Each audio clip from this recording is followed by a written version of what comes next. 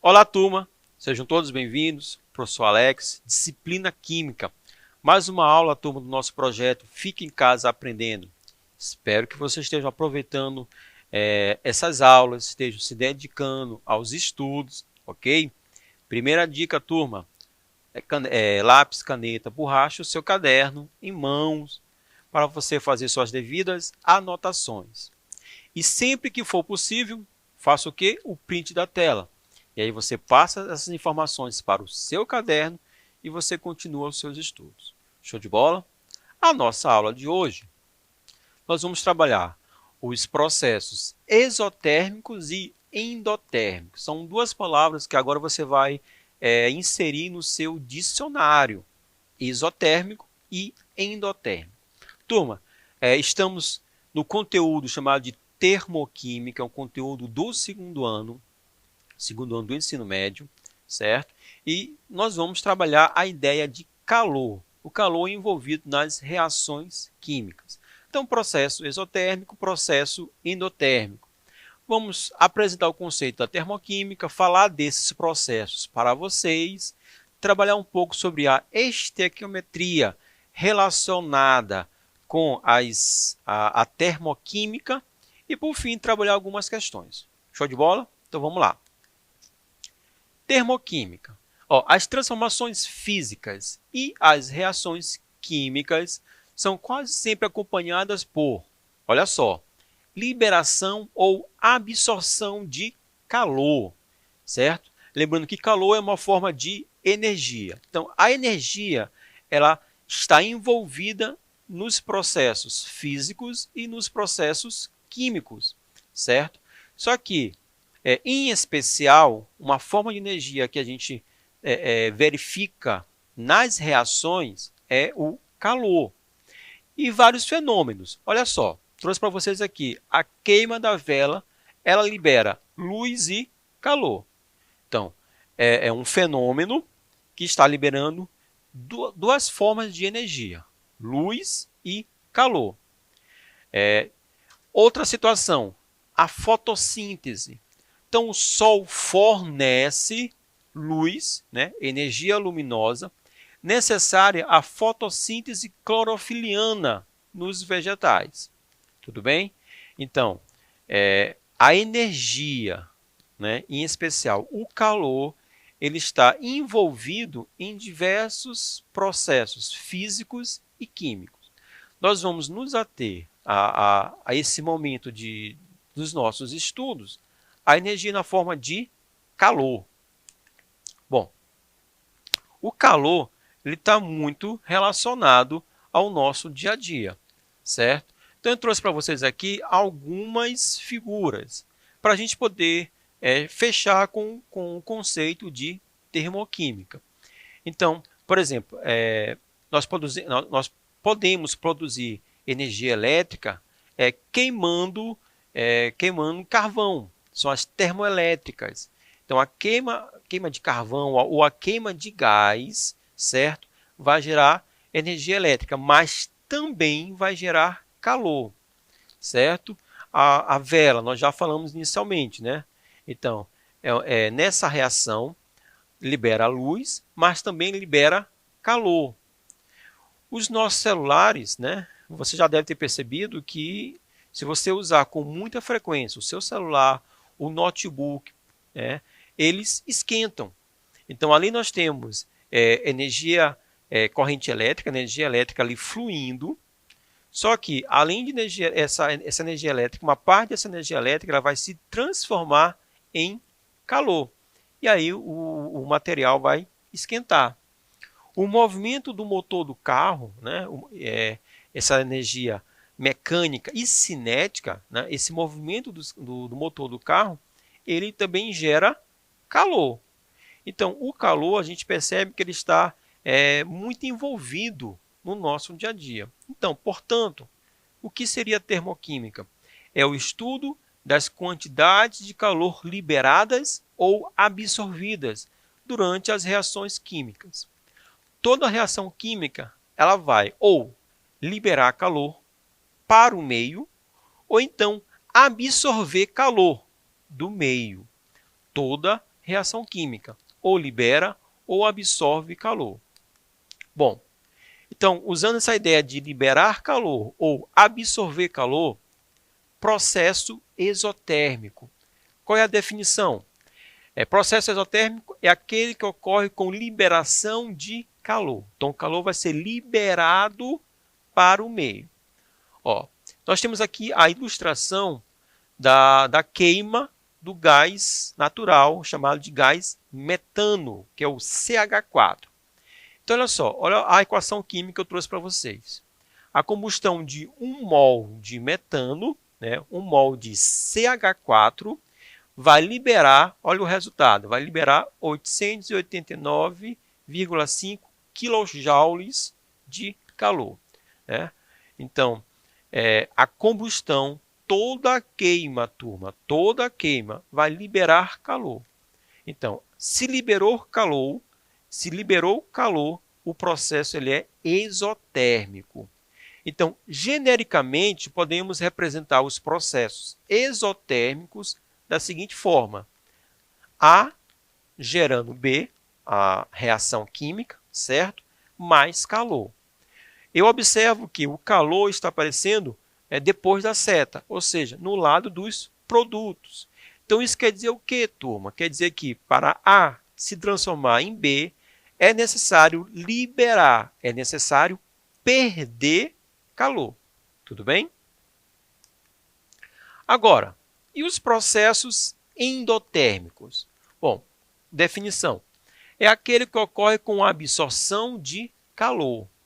Isotérmico libera calor para o meio. E nós vamos perceber que o meio vai ficar quente. E o processo endotérmico? O processo endotérmico, o contrário, ele vai absorver calor. Para que a reação aconteça, é necessário que os reagentes absorvem calor do meio. Bom, se o meio está perdendo calor, então o meio vai ficar frio. Então, processos endotérmicos são aqueles que acontece a absorção de calor. Então, eu trouxe para vocês, olha só a tela. A transformação de 1 mol de hematita, hematita é o minério de ferro, é o Fe2O3. Em ferro metálico, o Fe sólido, ocorre com absorção de 491,5 kJ. Observe a equação aqui na tela.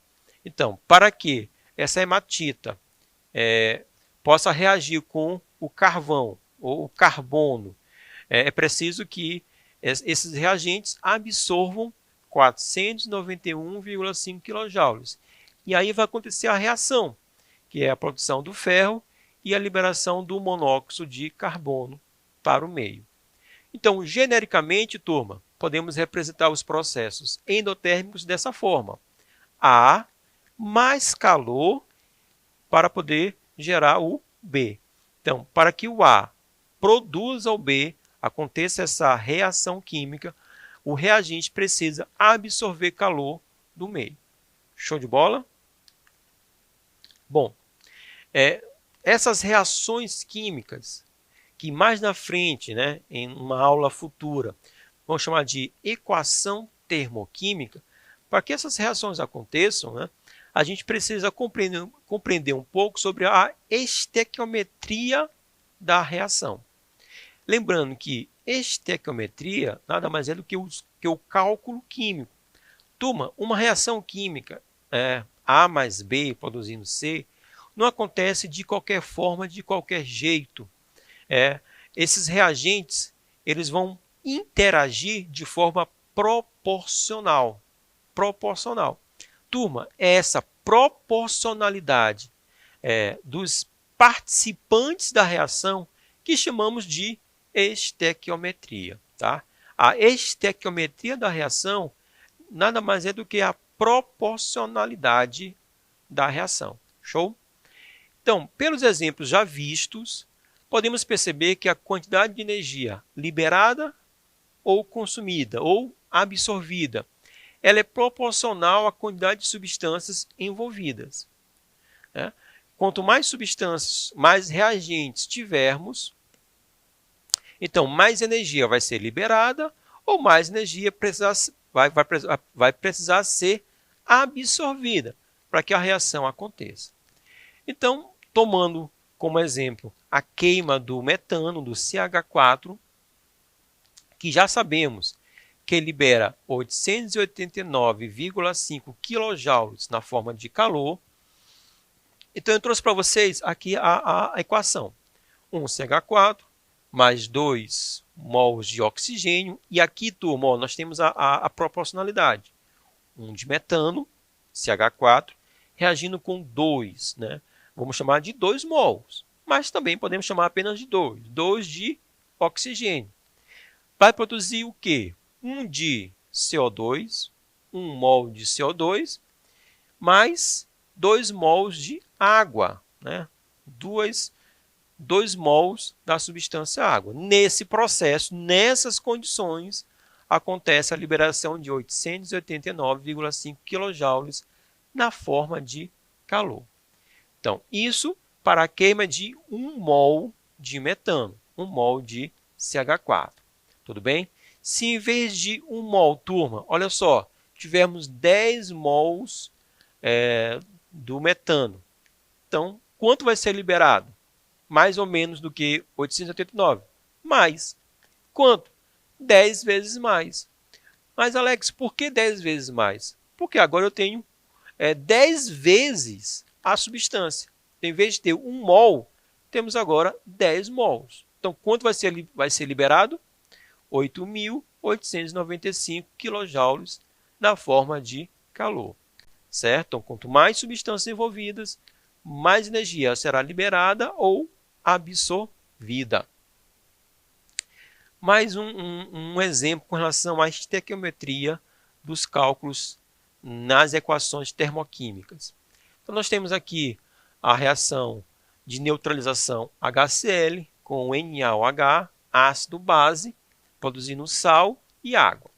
Bom, essa reação, olha só, está liberando 3,8 quilocalorias, né, na forma de calor. Caloria e joule são expressões para o calor. Tudo bem? Podemos trabalhar com joules, podemos trabalhar com quilocalorias ou calorias. Bom, a reação ela é exotérmica ou endotérmica? Turma, ela é exotérmica. Por que ela é exotérmica, turma? Porque o calor ele apareceu ao final, no final da reação, ou seja, no lado dos produtos. O 13,8 apareceu no lado dos produtos. Então, esse processo é um processo exotérmico, vai liberar calor. Então, essa reação, eu vou perceber que o meio, o recipiente, vai ficar quente. E a segunda pergunta, qual é a quantidade de calor envolvida na neutralização de 146 gramas de HCl? 146 gramas de HCl. O HCl, H vale 1, Cl vale 35,5, né? São as massas atômicas. Como eu tenho um hidrogênio e um cloro, 1 mais 35,5 vai nos dar 36,5 gramas por mol. Então, é a massa molar da substância HCl. Então, pela a equação, né, eu sei que 1 mol, ou seja, 36,5 gramas, libera 13,8 quilocalorias. Bom, se tivermos 146 gramas, turma, então isso vai liberar X mols.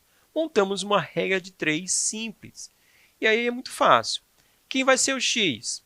Será o produto de 146 por 13,8 dividido por 36,5. Isolamos o X, certo? Meios pelo extremo, isolamos o X. Vamos fazer a multiplicação e a divisão.